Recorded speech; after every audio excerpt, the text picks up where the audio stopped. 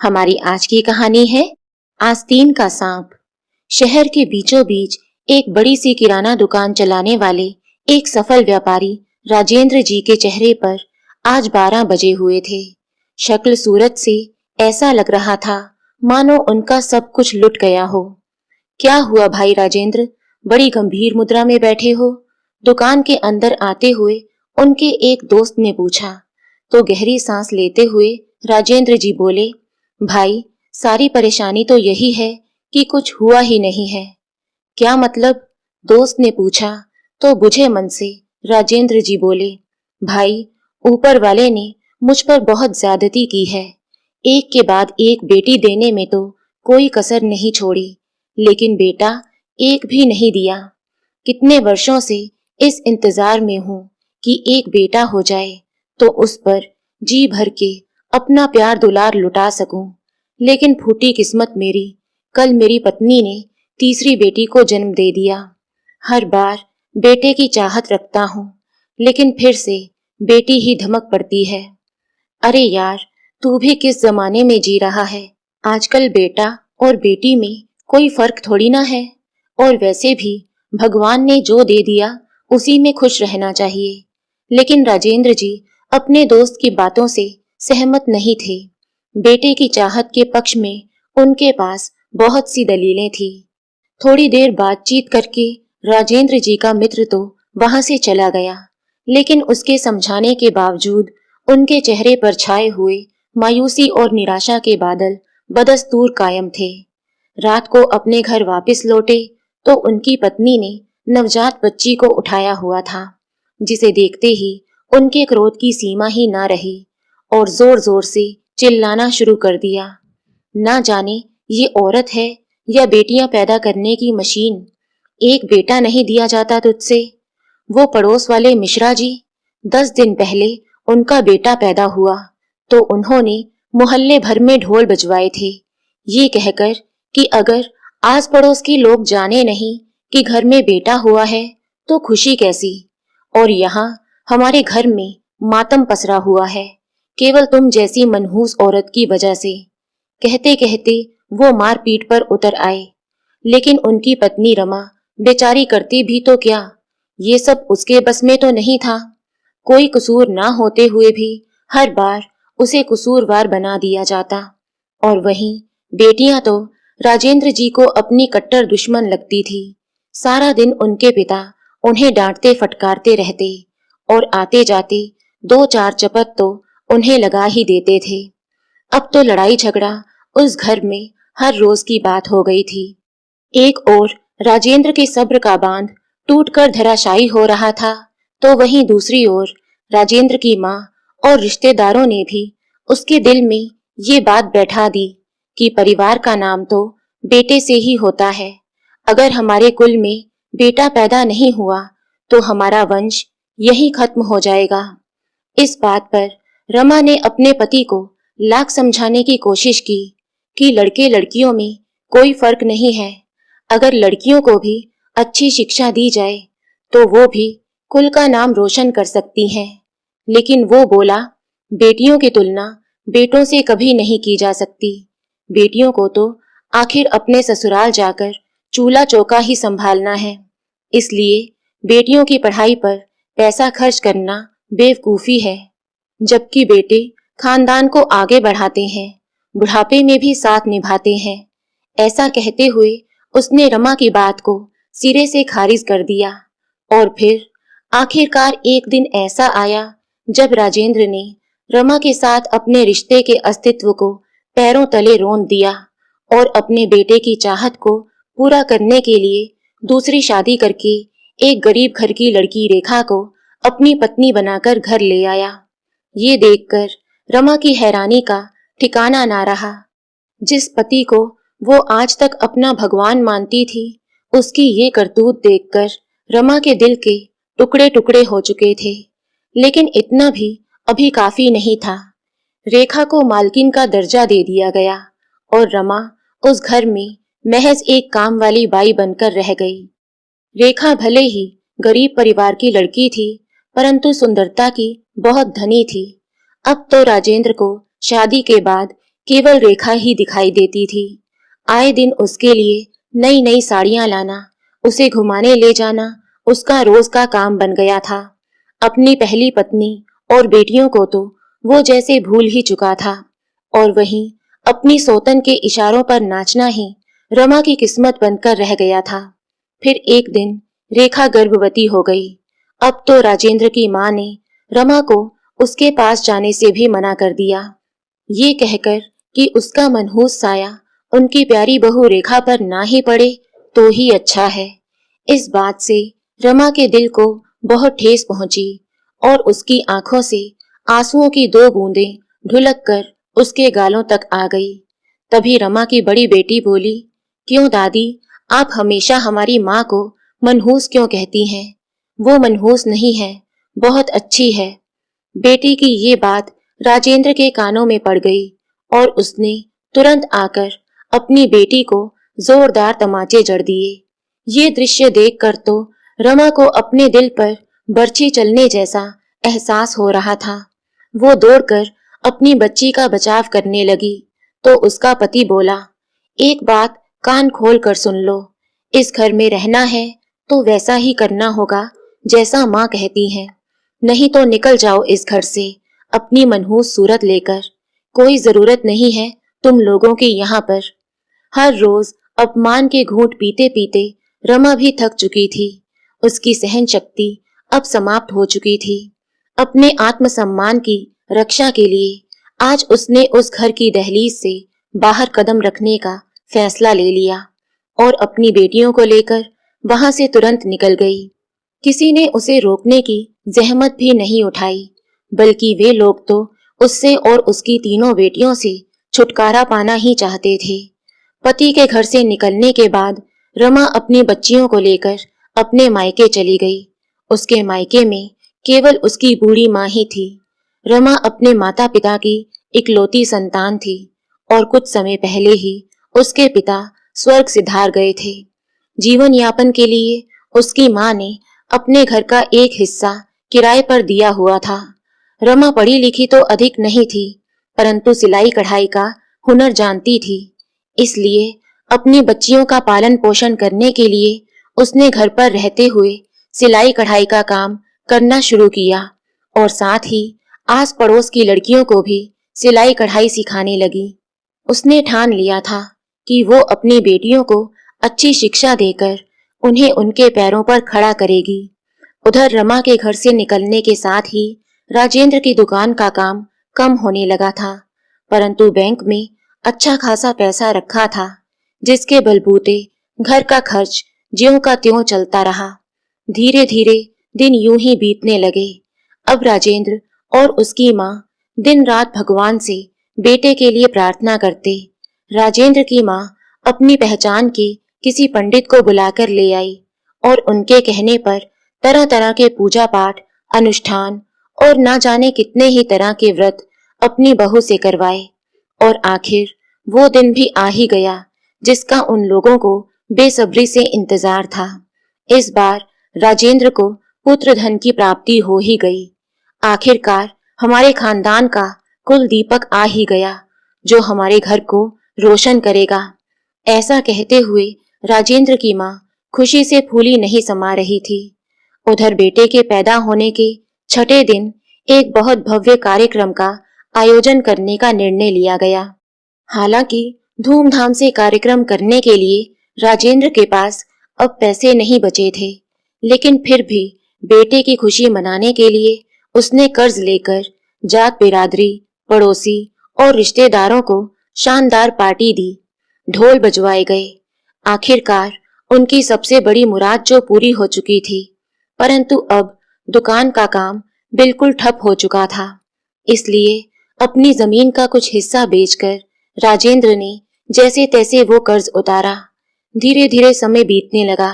जो राजेंद्र अपनी बेटियों के खाने पीने और मूलभूत आवश्यकताओं को भी नजरअंदाज कर देता था, वही अब अपने बेटे को अच्छे से अच्छा भोजन, कपड़े और जरूरत की सभी वस्तुएं उपलब्ध करवा रहा था। बेटे को अच्छे इंग्लिश मीडियम स्कूल में पढ़ा रहा था। इस दौरान एक दिन राजेंद्र की माताजी स्वर्ग सिधार गई यूं ही समय गुजरता गया और अब उनका बेटा बड़ा हो चुका था और कॉलेज में होटल मैनेजमेंट की पढ़ाई कर रहा था। उसका यही सपना था कि पढ़ाई पूरी करने के बाद कोई नौकरी ना करके वो अच्छा सा आलीशान होटल खोले। कॉलेज में पढ़ाई के दौरान वो एक लड़की को पसंद करने लगा और धीरे धीरे बात इस हद तक बढ़ गई कि दोनों ने एक दूसरे से शादी करने का फैसला कर लिया। माता पिता जो अपनी बहू लेकर आने के लिए बहुत उत्सुक थे और पहले से ही अपने बेटे के लिए लड़की देख रहे थे, ये जानकर बहुत खुश हुए। बेटे की पसंद को ही अपनी पसंद मानकर उन्होंने इस रिश्ते के लिए हाँ कर दी। दोनों की होटल मैनेजमेंट की पढ़ाई पूरी होने के साथ ही उनकी मंगनी कर दी गई और 1-2 महीने के भीतर ही शादी भी हो गई। बहू घर पर आ गई। माता पिता दोनों को तो मानो स्वर्ग मिल गया हो। अब अपना होटल खोलने के लिए उनके बेटे नीरज को बहुत सारे धन की आवश्यकता थी। आखिर इतना पैसा कहाँ से जुटाया जाए, ये सोच सोचकर राजेंद्र परेशान था, परंतु अपने बेटे की इच्छा पूरी करने के लिए वो किसी भी हद तक जाने को तैयार था। इसलिए उसने अपनी दुकान और बाकी बची जमीन भी बेचने का फैसला कर लिया। ये सब बेचकर उसे अच्छा खासा धन प्राप्त हो गया था। अब माता पिता अपने और अपने बेटे के भविष्य के सुनहरे सपने संजोने लगे और जल्दी ही होटल बनाने का काम शुरू हो गया। लेकिन होटल बनाने के काम में पैसा बहुत तेजी से खर्च होने लगा और बिल्डिंग खड़ी करने में ही उनका सारा धन समाप्त हो गया। फिर बेटे बहू ने कहा कि इतना बड़ा होटल होते हुए हमें घर की क्या जरूरत है, वहीं पर ही अपने रहने का इंतजाम भी कर लेंगे और मकान बेचकर बाकी के पैसे की जरूरत भी पूरी हो जाएगी।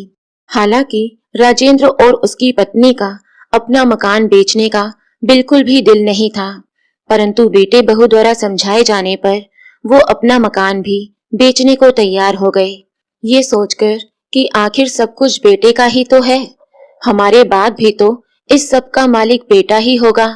और अपना मकान बिकवाने के लिए एक प्रॉपर्टी डीलर जो कि राजेंद्र का मित्र था, उसे फोन कर दिया और उसे सारी बात बताते हुए अच्छे दाम पर अपना मकान बिकवाने को कहा। ये सुनकर उसका दोस्त चौंक गया और बोला, अरे भाई, बेटे के प्रति प्यार होना जायज है, लेकिन इतना भी नहीं होना चाहिए कि इंसान उसके प्यार में अंधा ही हो जाए। सब कुछ अपने बेटे पर न्यौछावर कर देना कोई अक्लमंदी वाली बात नहीं है। अपने बुढ़ापे के लिए भी कुछ बचाकर रखना चाहिए। माना कि तुम्हारा सब कुछ तुम्हारे बेटे का है, लेकिन तुम लोगों के जाने के बाद अपनी कमाई हुई जीवन भर की दौलत तो बुढ़ापे में लाठी के समान होती है, लेकिन उस सब को दांव पर लगाने के बाद तुम अब अपना मकान भी बेचने को तैयार हो, ये बात तो ठीक नहीं है। मित्र की बात सुनकर राजेंद्र जी बोले, अरे यार, जिस धन दौलत को तू बुढ़ापे की लाठी का नाम दे रहा है, दरअसल वो दौलत नहीं, बुढ़ापे की लाठी तो बेटा होता है और मेरा बेटा बहुत लायक है। तुम देखना, एक दिन मेरा बेटा आसमान की ऊंचाइयों को छुएगा और हम दोनों की बुढ़ापे में खूब सेवा करेगा। फिर मित्र ने कहा, लेकिन राजेंद्र, वो मकान तो तेरे माता पिता की निशानी है, एक बार बेचने से पहले विचार जरूर करना। अरे विचार क्या करना, सब कुछ उसी का तो है, राजेंद्र ने कहा। तो मित्र ने चिंता जताई, पर अपना मकान बेचकर तुम रहोगे कहाँ, क्या ये सोचा है? अरे, मेरे जीवन भर की पूंजी से इतना बड़ा होटल खड़ा कर रहा है मेरा बेटा, तो क्या हमारे रहने की व्यवस्था नहीं करेगा? कहता है आप लोगों के लिए रहने की व्यवस्था एक बड़े से आलीशान कमरे में करवा दूंगा। ऐसा कहते हुए राजेंद्र जी हंसने लगे और बोले, बहुत भाग्यशाली हैं हम लोग जो हमें नीरज जैसा बेटा मिला। इतना सब समझाने के बाद भी जब राजेंद्र जी नहीं माने तो उनके मित्र ने कहा, तू मेरा खास दोस्त है, इसलिए तुझे समझा रहा हूँ, बाकी जैसे तुझे ठीक लगे। ऐसा कहकर उनके मित्र ने फोन रख दिया। कुछ समय बाद राजेंद्र जी का मकान भी बिक गया और बाकी के थोड़े बहुत खर्च पूरे करने के लिए उनकी पत्नी के गहने भी। होटल बनकर तैयार हो गया और शुभ मुहूर्त देखकर होटल का उद्घाटन भी कर दिया गया और माता पिता दोनों अपने बेटे बहू के साथ हमेशा के लिए उस होटल में रहने आ गए। अपना सारा कुछ लुटा कर भी बेटे के प्रेम में पड़े राजेंद्र और रेखा अपने बेटे की कामयाबी के लिए बहुत खुश थे। होटल में कुल मिलाकर 11 कमरे थे, जिनमें से एक कमरा नीरज ने अपने माता पिता को रहने के लिए दे दिया, जबकि एक बड़ा ही आलीशान कमरा उसने अपने और अपनी पत्नी के लिए अलग से बनवाया था, जिसमें सुख सुविधा की हर वस्तु उपलब्ध थी।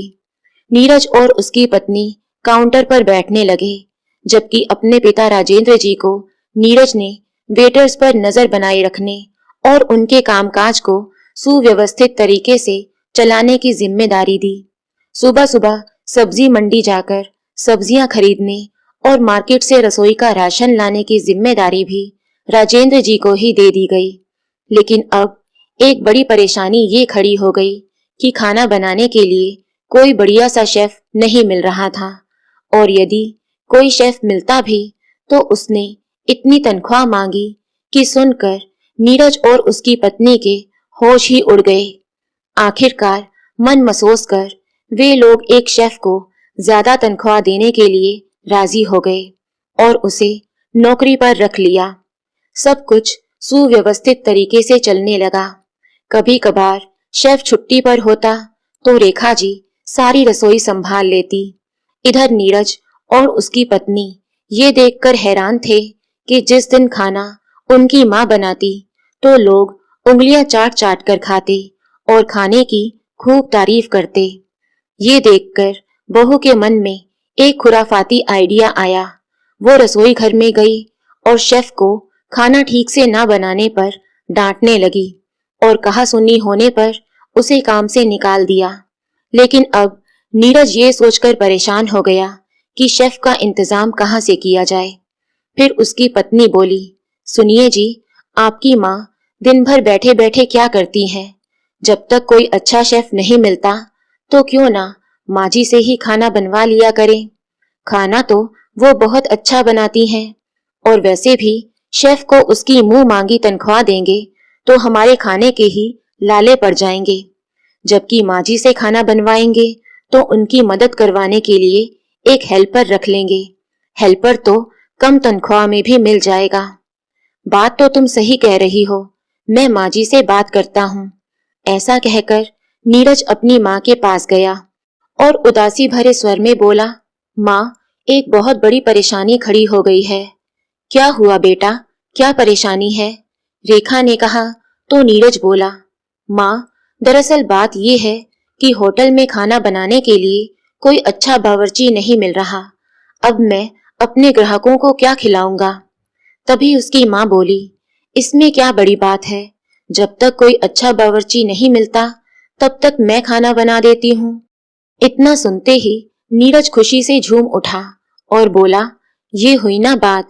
मुझे मालूम था कि मेरी माँ झट से मेरी परेशानी हल कर देंगी, और वैसे भी जितना लजीज खाना मेरी माँ बनाती है उतना स्वादिष्ट तो बड़े से बड़ा शेफ भी नहीं बना सकता।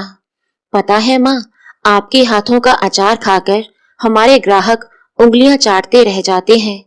इतना सुनते ही रेखा बहुत खुश हो गई और मुस्कुराते हुए बोली, अच्छा, मेरे हाथ की बनी चीजें लोगों को इतनी पसंद आती हैं। ठीक है बेटा, मैं सारा खाना बना दूंगी। आखिरकार होटल हमारा अपना ही तो है। ये सारी बातें सुनकर राजेंद्र जी बोले, और नहीं तो क्या, होटल हमारा है तो हमें काम करने में भला क्या ऐतराज हो सकता है। अब देखो, जब ज्यादा काम होता है मैं भी तो वेटर वाले सारे काम कर लेता हूँ, इसमें क्या बुराई है। फिर रेखा बोली, बिल्कुल, हम तो बस यही चाहते हैं कि हमारे बच्चे खूब तरक्की करें।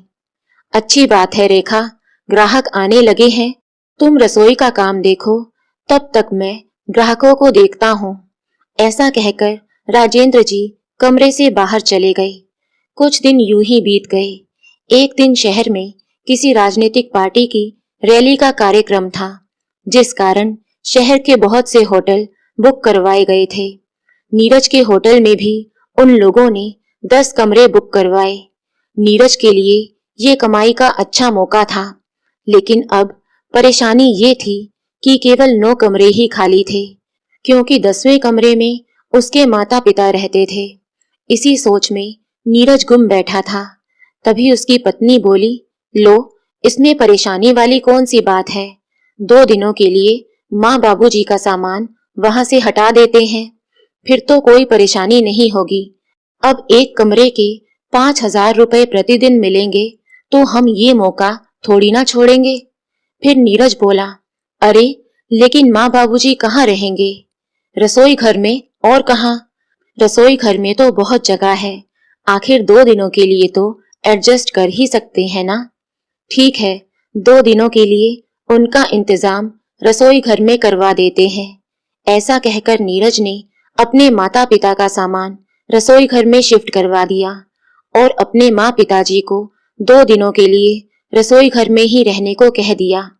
रसोई घर में बिछी चादर पर लेटे लेटे राजेंद्र जी सोचने लगे कि कहीं उन्होंने अपना सब कुछ बेचकर कोई बहुत बड़ी गलती तो नहीं कर दी। कहीं मित्र की कही बात सच ना हो जाए। सोच सोचकर उनका कलेजा मुंह को आने लगा था। उधर उनकी पत्नी रेखा को भी कमर दर्द के कारण नींद नहीं आ रही थी, परंतु 2 दिन की ही बात है, ये सोचकर उन्होंने जैसे तैसे अपने मन को समझा लिया। अगले दिन होटल का रेस्टोरेंट राजनीतिक पार्टी के लोगों से भरा हुआ था। रेखा जी बड़ी फुर्ती से चाय नाश्ता बनाने लगी, तो वहीं दूसरी ओर राजेंद्र जी सबके लिए चाय नाश्ता लेकर आ रहे थे। इसी दौरान राजनीतिक पार्टी के मुखिया ने राजेंद्र जी की ओर देखते हुए जोर से आवाज लगाई, अरे ओ वेटर! राजेंद्र जी ने यहाँ वहां देखते हुए कहा, क्या आपने मुझे वेटर कहा? और नहीं तो क्या, वेटर को वेटर कहकर नहीं बुलाऊंगा तो क्या सेठ जी कहकर बुलाऊंगा? ऐसा कहकर वो अपने साथियों की ओर देखकर जोर से हंसा और फिर बोला, जा मेरे लिए चिकन और शराब लेकर आ। लेकिन सर, हमारे यहाँ ये सब नहीं मिलता, राजेंद्र जी गंभीर स्वर में बोले। फिर उस आदमी ने अपनी जेब से कुछ पैसे निकाले और टेबल पर पटकते हुए बोला, तो सामने वाली दुकान से लेकर आ। बिल्कुल नहीं, मैं ये काम नहीं करूंगा। आपको खाना है तो वहीं जाकर खा लीजिए, राजेंद्र जी गुस्से से बोले। अरे इतना घमंड, कहाँ का नवाब है तू? वो आदमी आग बबूला होते हुए बोला। तो राजेंद्र जी ने कहा, कहीं का नवाब तो नहीं हूँ, लेकिन इस होटल के मालिक का बाप जरूर हूँ। इतना कहकर राजेंद्र जी वहां से चले गए। इतनी बात सुनते ही उस आदमी ने क्रोधित स्वर में नीरज को आवाज दी और राजेंद्र जी की ओर इशारा करता हुआ बोला, कौन है वो आदमी? कोई नहीं, वो तो वेटर है, नीरज ने कंधे उचकाते हुए कहा। लेकिन वो तो स्वयं को तुम्हारा पिता बता रहा था, उस आदमी ने कहा। तो नीरज बोला, अरे नहीं नहीं, वो मेरे पिता नहीं है। गांव में हमारे पुश्तैनी घर में नौकरी किया करता था ये बूढ़ा गरीब आदमी। ईमानदार था तो यहाँ भी नौकरी पर रख लिया। दुनिया में इसका कोई अपना नहीं है, इसलिए मुझे ही अपना बेटा कहता है। वैसे मेरा उससे कोई रिश्ता नहीं है। अच्छा, तो ये बात है।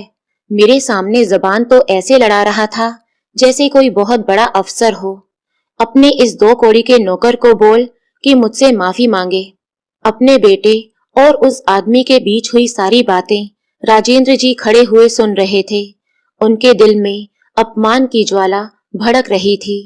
तभी नीरज ने उन्हें इशारे से अपने पास बुलाया और बोला, देखिए, ग्राहक तो हमारे भगवान समान होते हैं।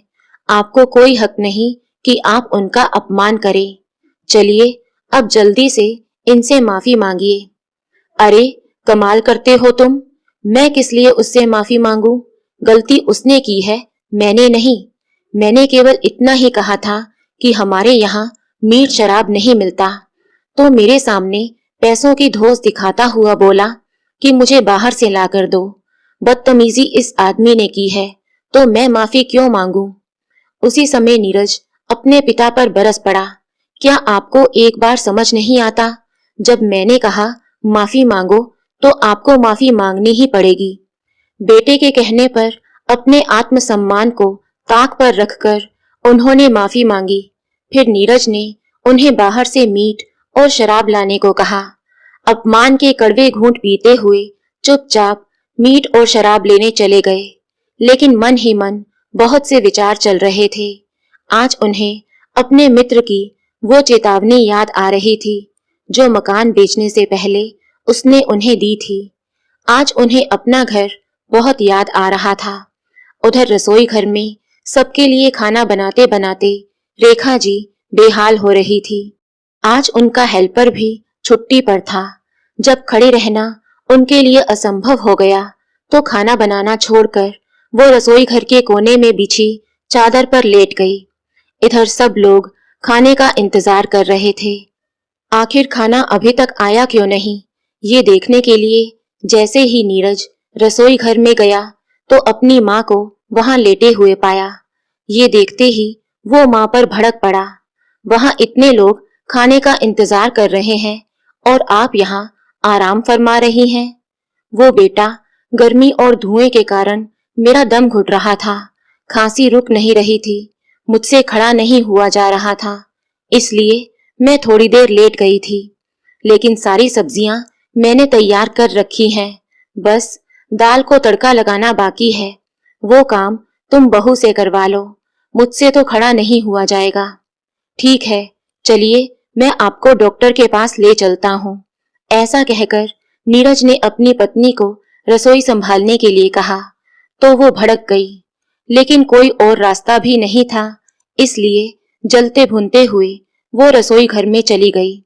थोड़ी देर में नीरज अपनी माँ को लेकर डॉक्टर के पास पहुंचा तो डॉक्टर ने बताया कि फेफड़ों पर असर पड़ा है और कमजोरी भी बहुत है। समस्या और अधिक ना बढ़ जाए, इसलिए कुछ दिनों के लिए अस्पताल में ही रखना होगा। लेकिन फिर होटल का काम कैसे चलेगा, ये सोचकर नीरज ने डॉक्टर से कहा, नहीं, हम इन्हें अस्पताल में एडमिट नहीं करवा सकते। आप दवाइयां दे दीजिए, जरूरी हो तो इंजेक्शन दे दीजिए। हम इनका घर पर ही अच्छे से ख्याल रखेंगे। डॉक्टर ने लाख समझाने की कोशिश की कि इस समय लापरवाही करना उचित नहीं है, मगर वो नहीं माना और दवाइयां लेकर अपनी माँ को अपने साथ वापस ले गया। वापस लौटकर रेखा जी फिर से काम पर लग गई।